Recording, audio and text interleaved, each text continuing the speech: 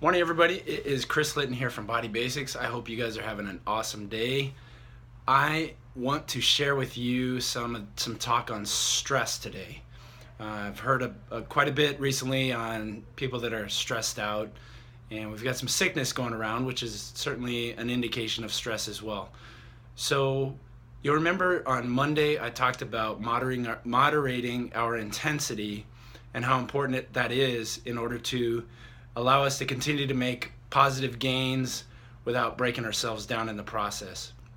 So today what I want to talk about is this difference between good stress and bad stress. Because believe it or not, even though we may think that all stress is not great, that's not true. Some stressors are actually good for us. And so let's talk about the difference between the two first off.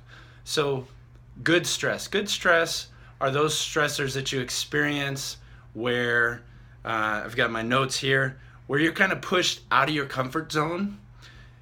You're asked to reach, you're asked to stretch out of your comfort zone. That is a position for growth. That's a position for personal development. And in that case, that's certainly considered a good stress because the outcome of that is actually very positive.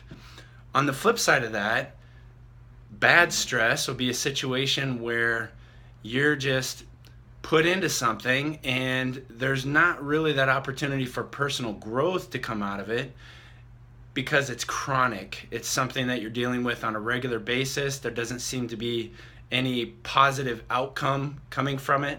For example, having some kind of disagreement with your spouse that is unresolved. It's something that just continues to come up.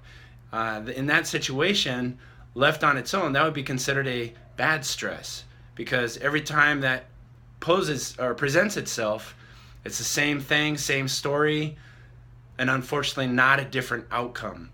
So consider when we've got conflict with somebody, when we've got a to-do list that just keeps growing, when we have trouble with spouse, as I mentioned, when we're having to drive in weather like we have today here in Tucson, where it's raining and we're not as used to driving around in the rain.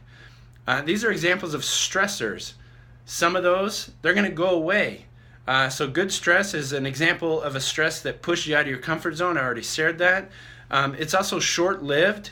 It's less frequent. And it's over quickly. It's over in minutes to hours. So consider the difference between good stress and bad stress and how you're approaching one or the other in order to continue to move forward in a way that's supporting your health and fitness.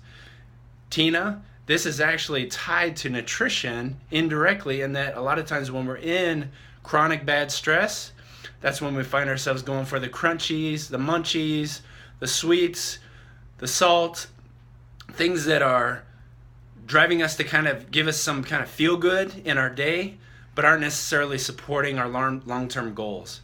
So hopefully that was helpful to you all. And as we get into the rest of our day today, I hope you're able to find that balance between the good stress and the bad stress and make healthy decisions as a result. Have a great day.